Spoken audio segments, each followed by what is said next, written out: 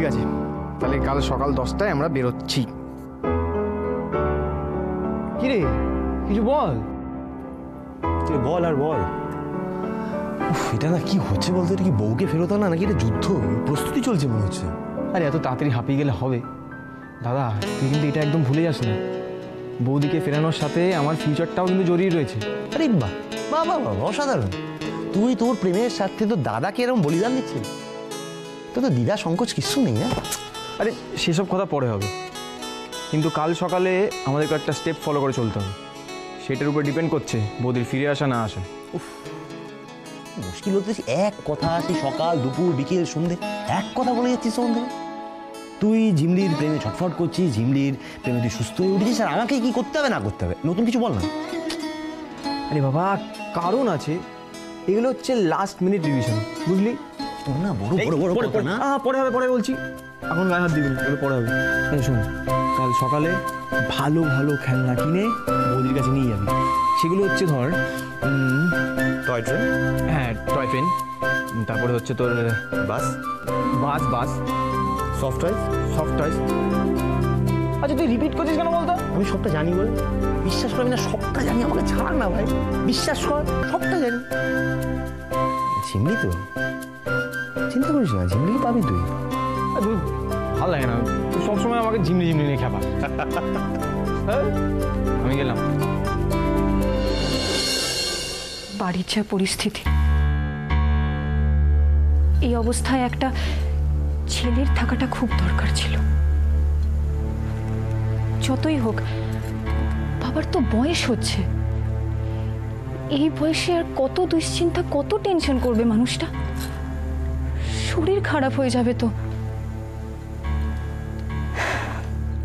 আসলে আসলে দাদা চলে যাওয়ার পর না সবকিছু কিরকম এলোমেলো হয়ে গেছে জানিস তো ঝিমলি। দি ভাই, আমি বলি কি, একবার রূপমদার সাথে কথা বললে হয় না? দেখ, এই অবস্থায় ও বাড়িতে এলে সবার কাছে তো একটা ভরসার জায়গা, আর তাছাড়া ও যদি আসতে নাও পারে, সমস্ত ব্যাপারটা শুনে তো একটু সমাধানের পথ বলতে পারে। না ঝিমলি, তা হয় না। তা কি করে সম্ভব বল? তুই তুই ধরে নে যে রূপম রূপম যদি না থাকতো, তাহলে তুই কি করতিস? এবার যা করতে হবে আমাদের কি করতে হবে। তাছাড়া তাছাড়া বৌদি তো আছে রে, বৌদি কিছু একটা ব্যবস্থা করবে। এবার শুধু এটা দেখতে হবে যে বৌদি কি ব্যবস্থা করে। শিউলিকে বৌদি এই বাড়ি থেকে সরাবে, এটুকু ভরসা আমার বৌদির ওপর আছে। কিন্তু দি ভাই, ব্যাপারটা একটু বেশি জটিল হয়ে যাচ্ছে না? ব্যাপারটাই যখন এত জটিল, তখন সমাধানের পথও নিশ্চয়ই খুব জটিল হবে।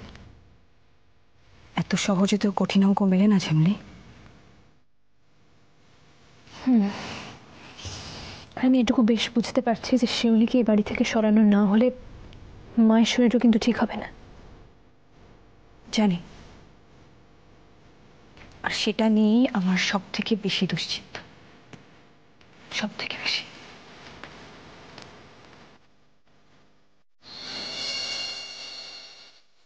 দিদি, শিউলির পুরো ব্যাকগ্রাউন্ডটা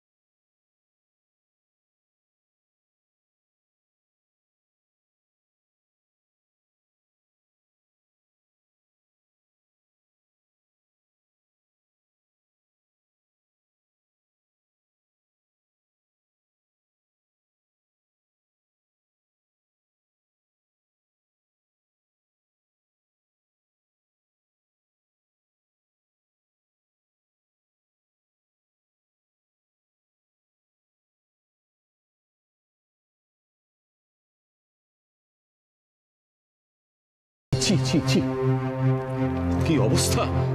এ তো আমি কল্পনা করতে পারি না, আমি কল্পনা করতে পারি না যে এই ঘটনা তুমি তো এত বড় একটা অন্যায় করলো। ছি ছি ছি ছি ছি। আরে কবু, তোর মা ভালো আছে তো? আমাকে সব সত্যি বল, আমাকে লুকোবি না কিন্তু কিচ্ছু। হ্যাঁ হ্যাঁ বাবা, মা ভালো আছে, তুমি কিচ্ছু চিন্তা করো না, মা ভালো আছে। তুই যা পরীক্ষা ডেকে নিয়ে আয়। কোথায় ও? তুমি একটু শান্ত হয়ে বসো বাবা, একটু বসো। সেদিন শান্ত হয়েছিলাম কুকু, শান্ত হয়েছিলাম, কি লাভ হয়েছে বলতো? সেই বাচ্চা বয়স থেকে তোদের কোনোদিন গায়ে হাত দিন, মারিনি, বকিনি, কিচ্ছু করি। সব ঝড়ঝাড়টা আমি আর রুমা সামলেছি, সব ঝড়ঝাড়। এতদিন পরে বাবা মার এই স্যাক্রিফাইসে যদি এই মূল্য ছেলেরা দেয়, তখন বাবা মার কি করার থাকতে পারে বলতো? তুই যা ঝুলে ডেকে নিয়ে যা।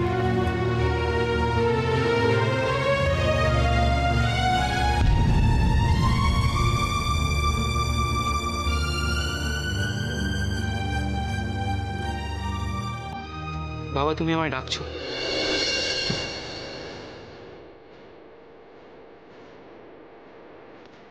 বাবা তুমি কি আমায় কিছু বলবে? হ্যাঁ, তোমার কয়েকটা কথা পরিষ্কার করে বলার আছে। সেই ছোটবেলা থেকে তোমার সমস্ত আবদার মেনে নিয়েছি, তার কারণ তুমি আমার ছোট ছেলে। তাই এর মানে কিন্তু এই নয় যে তোমার সমস্ত অন্যায় আবদার মেনে নেব, বুঝতে পেরেছ? তুমি যখন মেয়েটাকে বাড়ি থেকে তাড়াতে পারবে না, তখন তুমি বাড়ি থেকে বেরিয়ে যাও। বাবা বিশ্বাস করো বাবা, এই ঘটনায় আমার সত্যি কোনো দোষ নেই। পুরো ঘটনাটা আমার ইচ্ছের বিরুদ্ধে সাজানো, মিথ্যে। বিশ্বাস করো বাবা, আমার সত্যি কোনো দোষ নেই, আমার সত্যি কোনো দোষ নেই। আমি এসব জানতে চাই না, আমি এগুলো। তোমাদের দুটো অপশন দেওয়া হচ্ছে, তুমি হয় মেয়েটাকে এখান থেকে তাড়াবে, অথবা নিজেই বাড়ি থেকে বেরিয়ে যাবে। নাও তো চয়েস ইজ ইয়ার্স। বাবা, বাবা 1 মিনিট। বলো বৌমা। বাবা আমি ওই মেয়েটার সাথে কথা বলতে চাই। আমার মনে হচ্ছে এর পিছনে কোনো চক্রান্ত আছে। আমি আগে ওই মেয়েটার সাথে কথা বলি, তারপরে আপনি আপনার ডিসিশন নেবেন।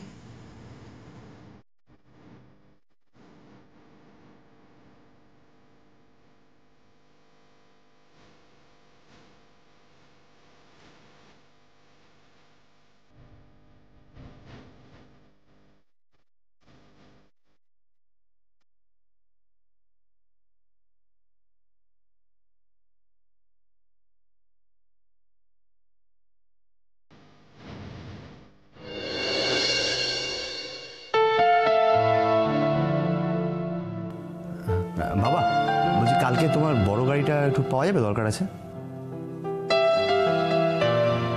বড় গাড়ি? আমি কি নিয়ে যাও? তুমি কমলের গাড়িটা নিয়ে যাও, মানে যেতে পারো। সবই তো বুঝলাম, কিন্তু হঠাৎ এই বড় গাড়িটা দরকার পড়লো। দাদা কালকে নতুন অতিথির জন্য শপিং করতে যাবে। মানে? মানেটা খুব সিম্পল, মানে হচ্ছে দাদা কাল ভালো ভালো খেলনা নিয়ে বৌদির কাছে যাবে। এইটা প্রমাণ করতে যে দাদা বাবা হিসাবে কতটা দায়িত্বশীল। বাহ, ভেরি গুড, খুব ভালো, খুব ভালো, খুব ভালো। তাহলে এই হচ্ছে তোমাদের প্ল্যানস এন্ড প্রোগ্রামস। হ্যাঁ, খুব ভালো। চেষ্টা করে দেখো বড় গলে কিনা। তবে তবে কি বিষয়? না, আমার গাড়িতে কি হবে? কেন কেন হবে না? Truck doctor.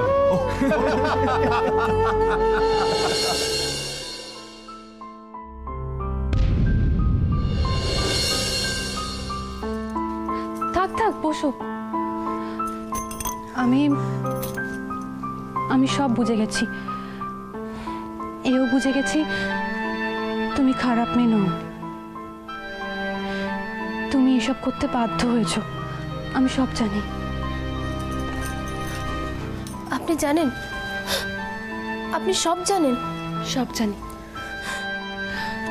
তোমার এখন একটাই কাজ, সত্যি কথাটা পরিষ্কার করে সবাইকে বলা। কিন্তু জানি তোমার বাবাকে নিয়ে খুব দুশ্চিন্তা হচ্ছে, তাই তো? তোমার দুশ্চিন্তা করার কোনো কারণ নেই, তোমার বাবার নিরাপত্তার দায়িত্ব আমার। কিন্তু কিন্তু ওরা বলেছে ওদের কথা মতো কাজ না করলে ওর আমার বাবাকে মেরে ফেলবে। এত তো নিজেদের স্বার্থ সিদ্ধির জন্য এত তো ভক্তি অন্যায় করতে পারে মানুষ।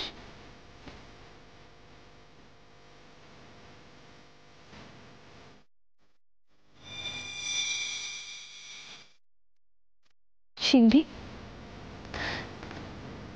আমি তোমার ব্যক্তি স্বাধীনতা কোনো হস্তক্ষেপ করব না, কিন্তু একটা কথা ভেবে দেখো তো, যে দল কাজওয়ারি করে রাজনীতি করে সাধারণ মানুষের প্রতিবাদের ভাষা কেড়ে নিয়েছে, তাদেরকে তুমি সমর্থন করবে?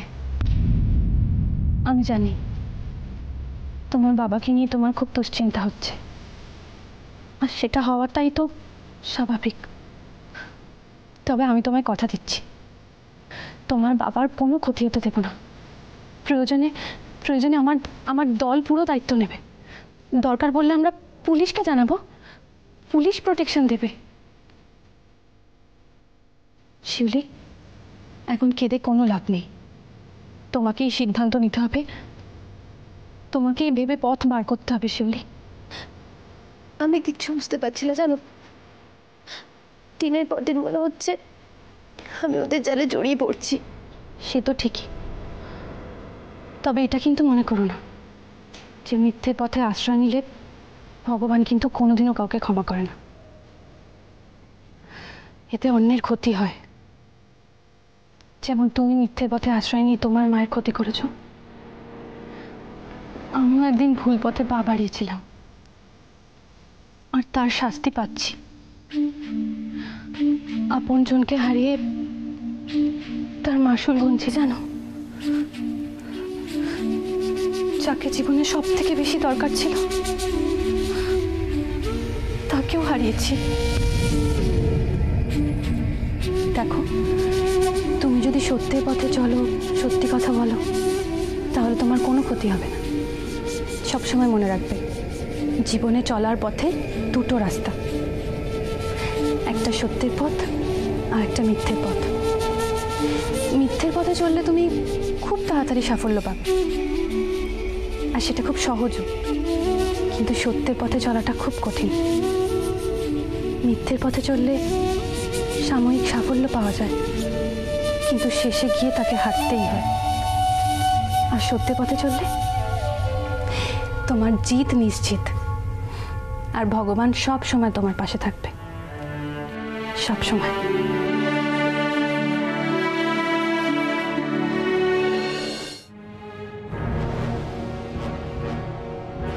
হবে না।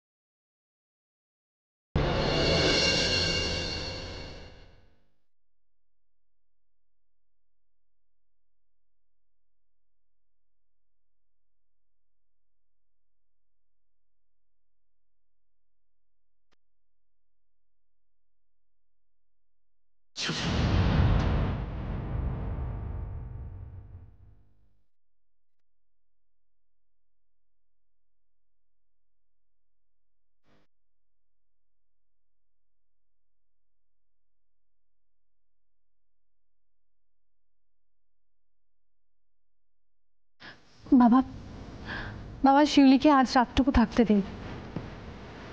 কাল সকালে আমি প্রমীলা সরকারের ব্যবস্থা করছি। বাবা, আপনার যা সিদ্ধান্ত নেবার আপনি নিন, আমার যা বলার আমি তো বললাম। বাবা, আমি জানি আমি খুব অন্যায় করেছি,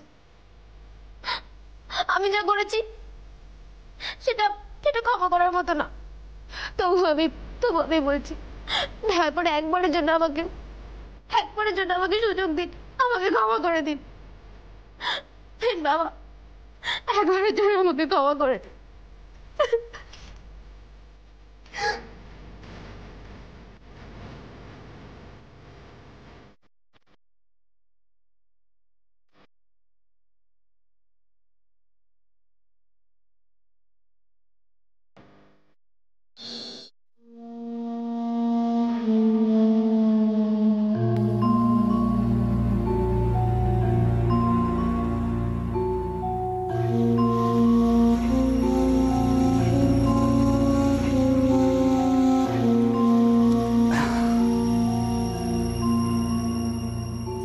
প্রমিত,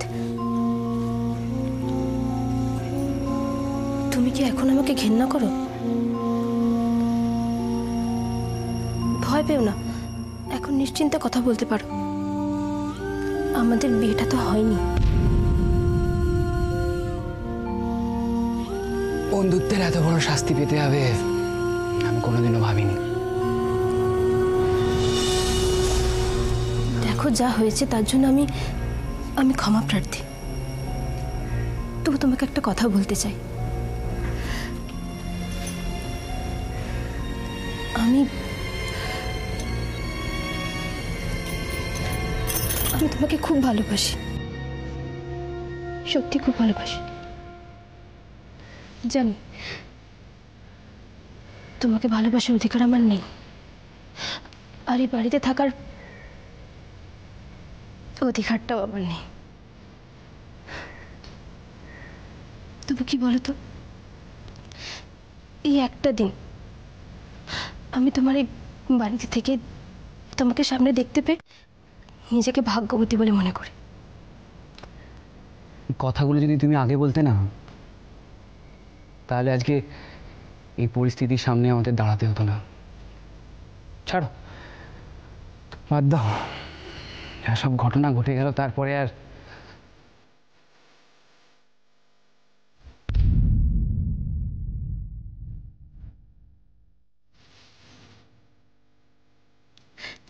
এই ঘর যার, আমি তাকেই দিয়ে দেবো। আর শুধু শুধু তুমি কেন কষ্ট করবে? এই বাড়ির কোনো একটা কোণে আমি ঠিক শুয়ে পড়তে পারবো। আর আর তাছাড়া কাল তো ভেঙ্কিরাদির পার্টির লোকজন সব ব্যবস্থা করে দেবে বলেছে। তুমি শুয়ে পড়ো প্রমিত। Good night.